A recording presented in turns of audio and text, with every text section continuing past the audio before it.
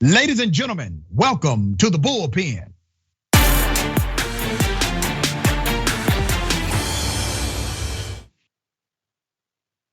He's back, Mr. David Grasso, anchor of Bold. This is going to be interesting. CEO of Bold TV. He's also a moderate conservative. So the last one, right, Doc? Right. You're the last of a dying breed, brother. I got to tell you, man. And of all the things we can discuss, we are going to chop it up about the testimony and the constitutional suit filed against Marjorie Taylor Greene. I don't want to presume what you know or believe about this case or her testimony on the stand a few days ago. So if you would, give us your sentiment and I will then opine.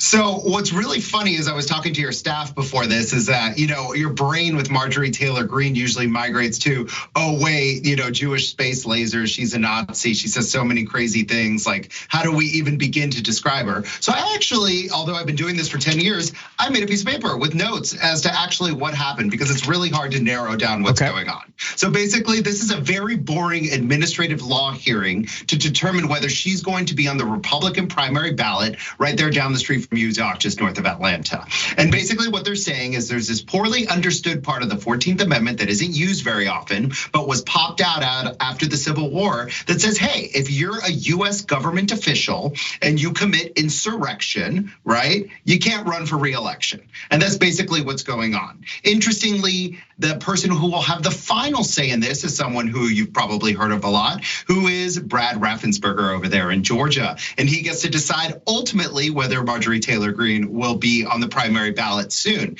Now, what's really interesting about this is that Mr. Brad is facing his own primary challenge from a Trump sanctioned candidate. So there's all my notes in one little grab bag. And now let's do the bullpen. Let's do this, brother. All right, so you're right. This is an administrative law hearing, which means the judge or that lower court or that court period can make a recommendation.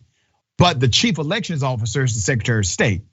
Raffensperger was the famous voice that went viral when he told Donald Trump, well, Mr. President, your numbers are wrong. All right, he was the guy. He was the guy that stood up and said, no, we're not going to find an extra however many votes because your numbers are wrong, all right? And he then decided to stand with that sentiment. I mean, he literally held press conferences, put out press releases saying no election fraud, there was no criminal conspiracy, but then something happened, David, and you know what happened. He started thinking about his own reelection and he started to change his public narrative, even signing legislation, even though he's not a legislator, he signed in support of legislation to restrict voting access to individuals in the state of Georgia. But let's go back to this interesting under oath conversation from Marjorie Taylor Greene. Marjorie Taylor Greene said at least 14 times, maybe more, that she suffers from CRS, can't remember ish, okay? She couldn't remember, that's what she said. Now we know, is that like CRT, but with ish instead? CRT is actually a noteworthy analysis of actual data. I'm just playing with you, Dr. Richey. At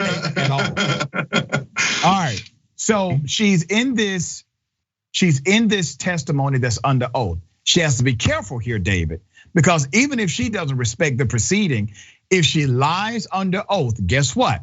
That's another chargeable offense. And now you're talking about a criminal charge from an administrative hearing, okay? That's an issue. So instead of her telling the truth, we can basically decode the code. If you say, I don't know, that's probably a yes in real life, okay? Let's be adults about the conversation. So she says she doesn't know a bunch of times.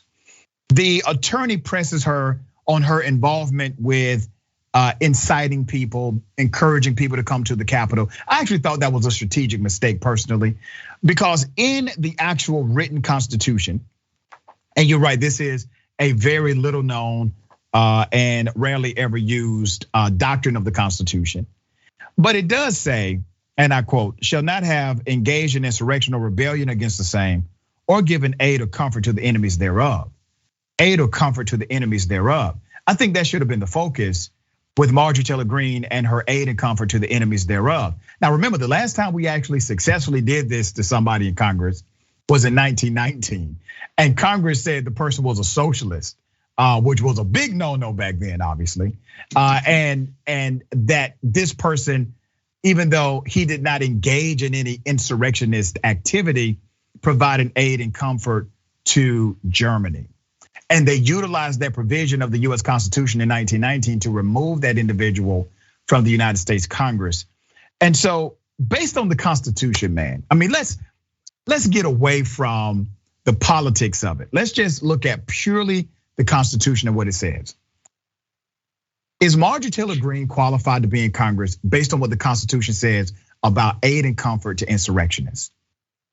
Okay, so as you've probably deducted from my statements, I'm no fan of Marjorie Taylor Greene, and definitely she's not a garden variety Republican. And this whole idea that all Republicans support her is absolutely bonkers. Right. So let's start there. But as to what you're saying, the answer is we don't know yet. There's a lot of details coming out about January 6th. It seems like these days when you turn on the media, there's always a new text message, a new interaction. And of course, Liz Cheney has built her modern career on challenging the rise of these America First Republicans, specifically Trump-sanctioned ones, and really trying to disentangle what happened on January 6th. So in all fairness to Marjorie Taylor Greene, while you and I both dislike her, I believe everything hasn't been revealed. It definitely doesn't look good for her, and her involvement is definitely far beyond what we initially understood it to be.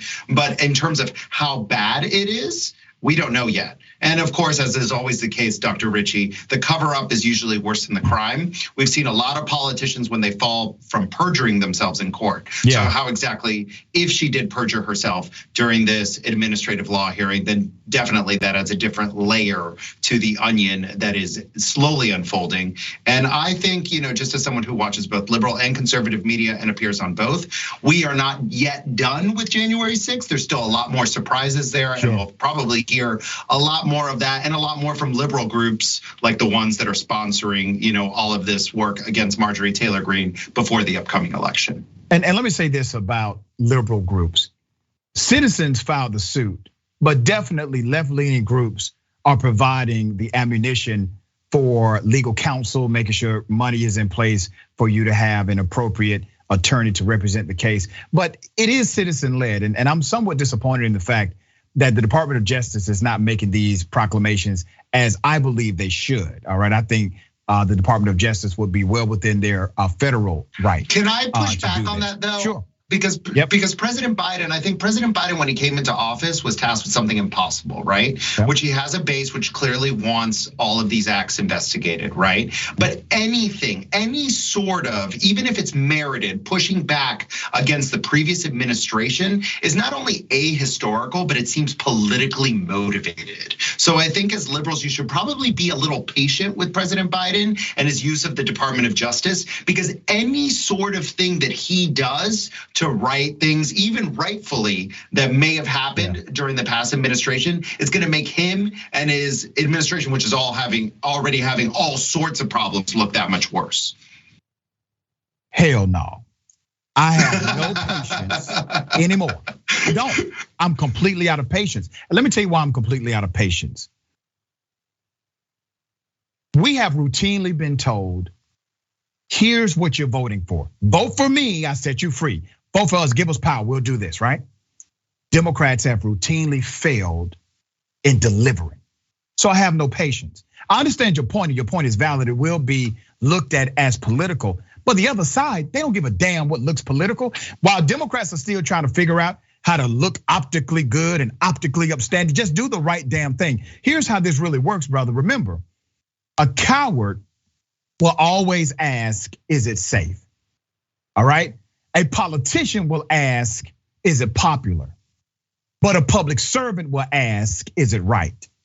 And unfortunately, we have just a handful of public servants left in the United States American political world. Just a handful. We got to get some more in there. But people that have a real heart to do this, a real heart to actually serve people, why would they want to get involved in a space that's so degrading, not only to them, but to their families, to their friends, to their reputation. And so you weed out all the good people because the design has become so corrupt. And let me say this about, let me ask you a couple of questions because we're going to the next show, but really quickly. The people that stormed the Capitol, were they insurrectionists? Did they try to overthrow the government? What are your thoughts on that? So you're saying the people who actually went into the Capitol? Sure, the ones that went in. People who were at the, not people that I imagine people at the Capitol. Yeah. Okay. I mean, obviously they committed crimes. You're not just allowed to break into the Capitol. Right, I think we've established that much. It wasn't criminal trespass. They went there with the expressed intent, based on their own words, to stop the electoral college process so that you could not have the transfer of power with one president to the next. That is correct. Okay. Yes. All right, so you agree that's insurrection. Now, when you decide to say on record that what they did was patriotic, what they did should not be illegal, what they did was try to save this country, is that not providing comfort to insurrectionists? And who are you referring to? Who said this? Marjorie Taylor Greene and others.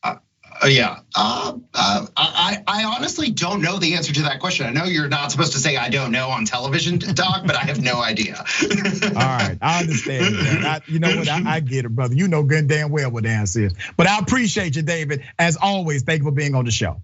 Always great to be here. Thank you. All right, man.